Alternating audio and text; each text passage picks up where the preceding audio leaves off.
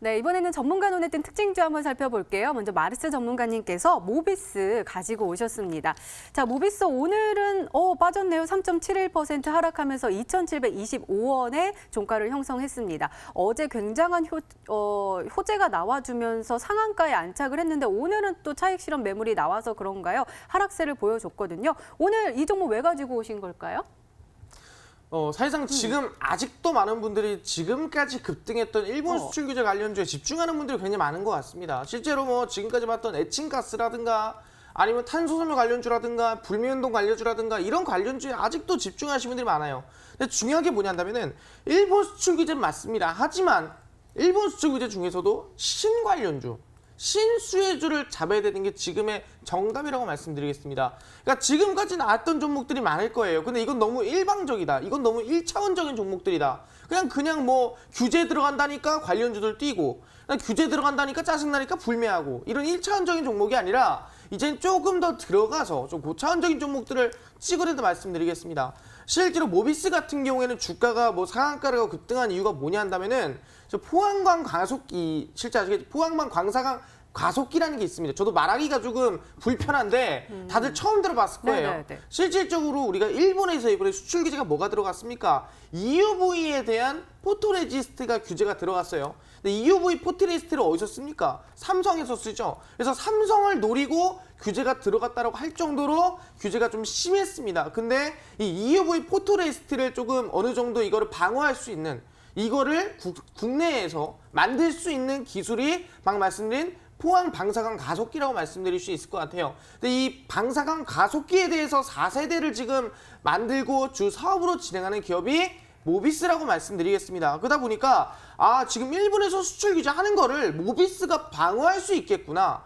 모비스가 충분히 그 관련해서 수혜를 받을 수 있겠구나라고 하면서 주가 상한가와 급등세가 만들어졌습니다. 그럼 결론적으로 얘기하자면은 지금까지 나왔던 일본 수출 규제 관련주는 너무 1차원적으로 이거 규제하니까 이거 가야지, 이거 규제하니까 이거 가야지가 아니라 이제는 뭡니까? 이거에 규제하니까 이제는 이거를 어떻게 바꿔서 어떻게 우리가 방어할 것인가. 이제는 삼성과 정부에서도 적극적으로 지금 지원하고 있습니다. 그렇기 때문에 1차원적인 지금까지 갔던 종목들이 아니라 새로운 신 일본 수출 규제 수혜주를 찍을 때가 왔다 말씀드리겠고요. 그 후속주 제가 준비했으니까 방송 끝까지 시청해 주시기를 바라겠습니다. 네, 알겠습니다. 자, 그러면은 우리 마에스트로 전문가님의 특징주도 한번 살펴볼까요? 셀로메드 가지고 오셨습니다. 오늘 이 종목 굉장히 핫했습니다. 오늘 상한가에 안착을 하면서요. 6,890원에 종가를 형성을 했는데요. 사실 일별 시세 보면은 이 종목이 잘 갈 수 있을까 싶을 정도로 굉장히 이렇게 아래로 쭉쭉쭉쭉 내려가고 있었는데 오늘 상한가에 안착을 했습니다. 그러게요. 오늘 헬스케어 같은 종목들도 굉장히 좋은 흐름 보여줬습니다. 루트로닉도 그렇고 디오도 좋았고 아까 말씀드린 제약바이오 섹터 전반적으로 굉장히 빨간불을 켜면서 강세 흐름을 보여줬는데요. 셀로메드, 그러니까 다시 말해서 제약바이오 종목들 잘 갈 거다라는 말씀하시려고 가지고 오신 거죠? 네, 뭐 그 얘기는 제가 지지난주부터 이제 들었던 맞아요. 말씀이었고 실제로 이제 상승으로 가닥이 잡혀가는데 이 셀로메드 같은 경우는 지금 1년 4개월 만에 움직였는데 마지막으로 이 종목이 움직였던 것이 2018년 4월입니다. 작년 4월 달. 그때도 이 히든스탁이라는 방송 프로그램이 여기 하고 있었고 당시에 이 방송에 출연했던 제가 미국 이 셀로메드가 라퓨젠디비의 미국 FDA 승인 가능성 얘기하고 나서 한 2, 3주 뒤에 상한가 3번 갔었죠. 그것을 마지막으로 다시는 영영 이 셀로메드가 올라가는 것을 1년 4개월 동안 16개월 동안 보지를 못하다가 올해 들어서 처음으로 이제 상한가를 가면서 정말 오래간만에 뭐 대량의 거래량과 함께 급등이 나온 모습입니다. 최근에 제가 말씀드렸습니다. 제약주는 작년 초부터 지금까지 뭐 이 셀루메드가 딱 그 분위기를 대변하는 거예요. 이 차트 보시면 뭐 진짜 주구장창 흘러내렸습니다. 아니 FDA 승인받은 것 때문에 좀 잠깐 무리해서 올랐다 치더라도 이렇게까지 빠져야 될 정도로 정말 심각하게 빠졌는데 그 과정에서 외국인 투자자들의 국내 증시에서의 이 제약바이오 섹터에 대한 이 보유 자금은 오히려 증가했다는 얘기를 제가 드렸을 겁니다.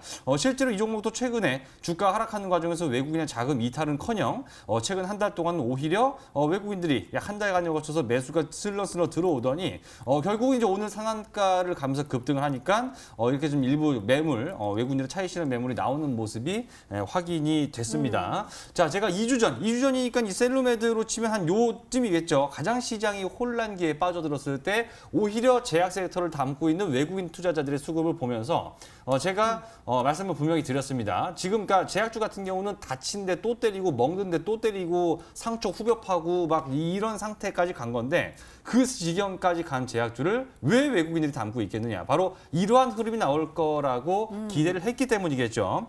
그래서 셀루메드 뿐만이 아니라 오늘 인스코비 등등 정말 한때 왕년의 이 제약바이오의 정말 초대형 스타라고 했다가 정말 이 한물 갔던 그런 종목들이 오늘 무더기로 급등하는 모습이 나온 것을 보면 이제 제약바이오가 제가 2주 전부터 말씀드렸던 거죠. 드디어 현실로 다가왔습니다. 최바닥권에서 급등하는 그 모습을 이제 제 말처럼 실제로 보여주고 있기 때문에 이미 상한가 간 걸 따라가면 이거는 자살 행위죠. 그래서 이제 급등이 나오지 않은 종목 가운데서 이렇게 셀루메드처럼 단기 급등할 수 있는 최바닥권에서 정말 마음 편하게 매수할 수 있는 종목 잠시 후에 제가 히든 종목을 통해서 알려드리도록 하겠습니다. 네, 알겠습니다. 오늘도 기대 많이 해볼게요. 이렇게 오늘 시장 분석과 함께요. 전문가 눈에 띈 특징주까지 짚어봤습니다.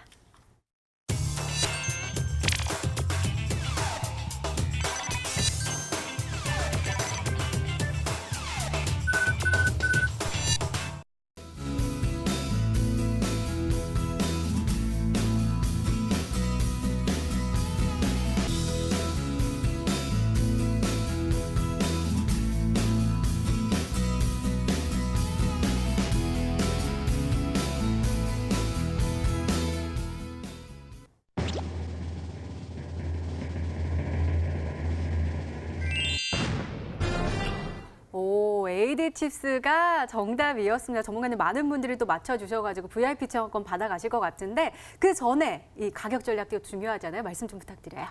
네, 일단 AD 칩스 같은 경우는 제가 항상 말씀드렸던 대로 이번에 일본 수출 규제에 더불어서 삼성의 비메모리 반도체 133조 투자에 더불어서 정부 투자까지 같이 들어가는 기업 중 하나라고 말씀드리겠습니다. 그래서 이번에 완전한 탈일본을 시스템 반도체에서 실천하겠다라고 하면서 삼성이 밝혔죠. 거기에서 유일하게 국내 유일 삼성과 파운드리 협력을 하고 있는 기업이 AD 칩스다 말씀드리겠습니다. 그래서 주가를 보시면은 최근 이 수출 규제가 있었던 7월 동안에는 계속 빠지기만 했어요.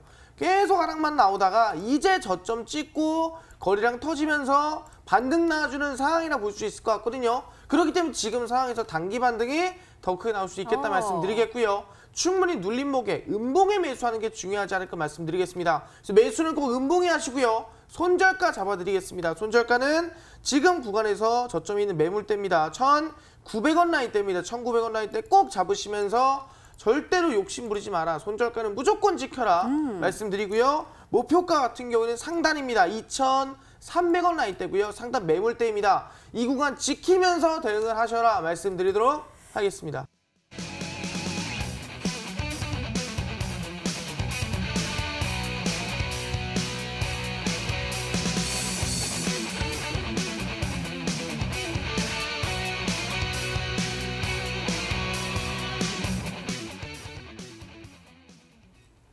일단은 성공을 했다라는 말이 있어서 좀 기분이 좋아 보여요. 근데 10%의 확률 뭐예요? 이게 뭐예요? 사실 수많은 이 바이오 기업들이 신약을 만들기 위해서 처음에 이제 신청부터 해서 임상 1, 2, 3, 4까지 한 5단계 정도를 거치게 되는데 이 10%라고 하는 것은 처음에 이제 만들려고 시작을 해서 최종적으로 임상 3상에 성공한 그 확률이 10% 정도가 된다는 겁니다. 항암제 같은 경우는 이거보다 좀 낮고요. 항암제가 아닌 경우에는 이거보다 약간 높은 정도인데 그래봤자 10% 전후에서 크게 벗어나지 않는 즉 지금 이 정말 셀 수도 없는 많은 바이오 기업들이 이 신약 개발 기대감, 그러니까 아직까지는 아무것도 이루는 것이 없지만 만약에 이 신약 개발이 성공한다면, 이 기술이 만약에 성공한다면 이 회사는 대박이 날 것이라는 그 기대감으로 정말 많이 올라왔지만 냉혹하게 현실만 짚고 보면 10종목 중에 9종목은 임상에 최종 실패를 하고요. 결국 주가는 급락하게 되어 있다는 다소 좀 이런 얘기인데 그렇기 때문에 사실 최근에 이 제약바이오 업계에 좀 투자 심리를 흐트러놨던 것이 뭐 대표적인 뭐 신라젠이나 HLB 같은 경우가 최근에 좀 급락한 대표적인 이 바이오 업계 내에서도 덩치가 큰 시가총액 대형주들인데 다 마찬가지죠. 뭐 팩사백이가 됐든 아니면 팩사백이든 아니면은 뭐 리버세라닙이든 기대감은 잔뜩 있었지만 사실 이제까지 이 회사들이 딱히 뭔가 대단하게 이뤄낸 이 성과나 업적은 그렇게 눈에 띄는 게 없었기 때문에 뭔가 좀 실패했다고 얘기가 나오자마자 그 실망 매물이 엄청나게 쏟아져 내리면서 신라젠은 뭐 지금 전성기 대비 주가가 10분의 1 수준으로 떨어진 좀 참혹한 모습을 보여주고 있는데 자, 근데 이 회사 오늘 제가 말씀드린 기업 같은 경우에는 이 10%의 확률 10개 회사 중에 1개 회사만 뚫고 나갈 수 있는 그 길에 이미 성공을 한 회사란 얘기죠. 그렇기 때문에 어떤 신뢰도 측면에서 자 지금 뭐 불신감이 팽배해 있는 제약바이오 업계 안에서 일단 성공 이력이 있기 때문에 설령 지금 뭐 새로 하고 있는 거를 만약에 뭔가 잘못된다고 하더라도 기존에 일궈놓은 것으로서 어느 정도 좀 이 만들어놓은 기본 바탕이 있기 때문에 좀 하락에는 오히려 좀 버틸 수 있고 상승할 때 좀 세게 치고 나갈 수 있는 안정성과 성장성을 동시에 가지고 있는 종목이라고 말씀을 드리고 싶은데 평상시 이런 종목 살 수가 없습니다. 지금 급락장이니까 살 수 있는 종목이다. 해서 첫 번째 힌트 여기까지 말씀드리도록 하겠습니다. 안정성과 그리고 성장성을 동시에 가지고 있는 종목이라고 하셨는데요. 더욱더 기대됩니다. 두 번째 힌트 바로 열어볼게요. 마에스트로 전문가님의 두 번째 힌트입니다.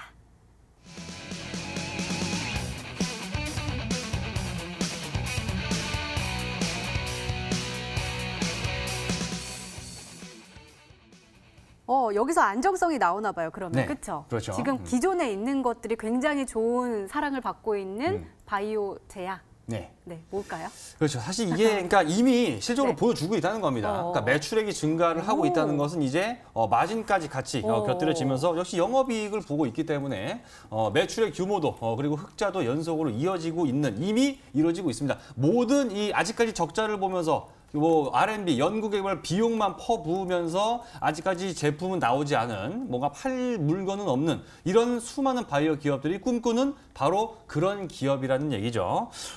지금 뭐 보시게 되면요.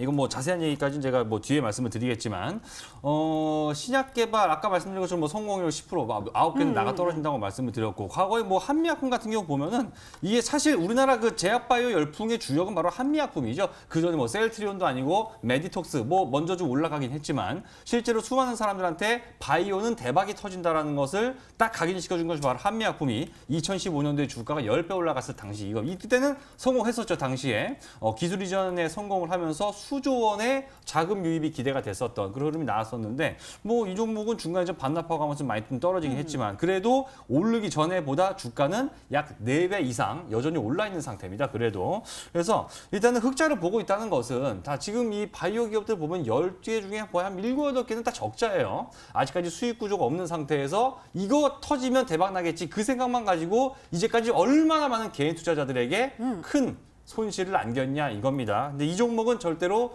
그럴 일은 없다라는 부분, 실적으로 일단 안정성 확인됐기 때문에 일단 그 부분에 있어서는 아까 말한 것처럼 안정성과 선장성 두 개를 다 같이 가져갈 수 있는 즉 지금과 같은 급락장이 아니면 사실 살 수가 없는 종목인데 지금의 기회를 절대 놓쳐서는 안 될 거라고 다시 말씀을 드리고 싶습니다. 그러면은 한번 추리를 해보시죠. 마르스 전문가는 지금 굉장히 뭔가 이렇게 타타타닥 하면서 많이 찾고 계신 것 같은데 일단은 기존에 어떠한 굉장히 사랑을 받고 있는 굉장히 안정적인 매출을 올릴 수 있는 약을 가지고 있는 것 같고 또 새롭게 또 새로운 성장도 하려고 굉장히 준비를 하고 있는 것 같은데 지금 급락장 때문에 굉장히 주가가 좀 싸게 내려와서 우리가 그때 또 잡으면 좋은 종목이라고 하셨어요. 어떤 종목일까요? 사실 종목들이 굉장히 많습니다. 근데 제가 또 제약바이오 하면 또 이 마르스 전문가 아니었나 싶은데 중요한 게 뭐냐면은 이 제약바이오 종목이 아까 얘기하신 대로 대부분 10개 중에 9개는 다 적자예요. 실질적으로 3년 연속 적자인 기업도 있고요. 실제로는 뭐 지금까지 단 한 번도 흑자가 나지 않은 기업도 있습니다. 그 정도로 심각한데 그 중에서 가장 실적이 안정적이고 충분히 임상 3상까지 진행하는 기업이라 한다면 제가 아는 기업은 단 한 개밖에 없는 것 같습니다. 혹시 그 개보린 드셔보셨나요? 두통, 치통, 네, 그래서 그 개보린을 만드는 기업이고요. 바로 뭐지? 삼진제약이라는 기업이라고 말씀을 드리겠습니다. 그래서 실적으로 보나 흐름으로 보나 굉장히 좋습니다. 삼진제약은 실적이 계속 성장해요. 흑자로 계속 흑자고요. 계속 성장이 나오는 기업이 삼진제약이라고 말씀드리겠습니다. 거기에 더불어 주가는 거의 저점에서 뭐 솔직히 말하면 역대 최저점이죠. 더 이상 빠지지도 않을 구간이라 볼 수 있을 것 같고 2014년, 15년도의 저점이고요. 그래서 저는 삼진제약이 안정적인 상승 나오기에는 실적으로 보나 흐름으로 보나 괜찮겠다 말씀드리도록 하겠습니다. 네, 저희 유튜브 라이브 채팅방에서요. 마에스트로 조목님 몇 글자인지만 알려달라고 이렇게 부탁을 하시는데 몇 글자예요? 그거 이따 세 번째 거에 세 한번 번째 살짝 때? 말씀을 알겠습니다. 드려보겠습니다. 이것도 몇 글자도 안 가르쳐 주시고 알겠습니다. 세 번째 힌트 그럼 열어보도록 하겠습니다. 마에스트로 전문가님의 세 번째 힌트입니다.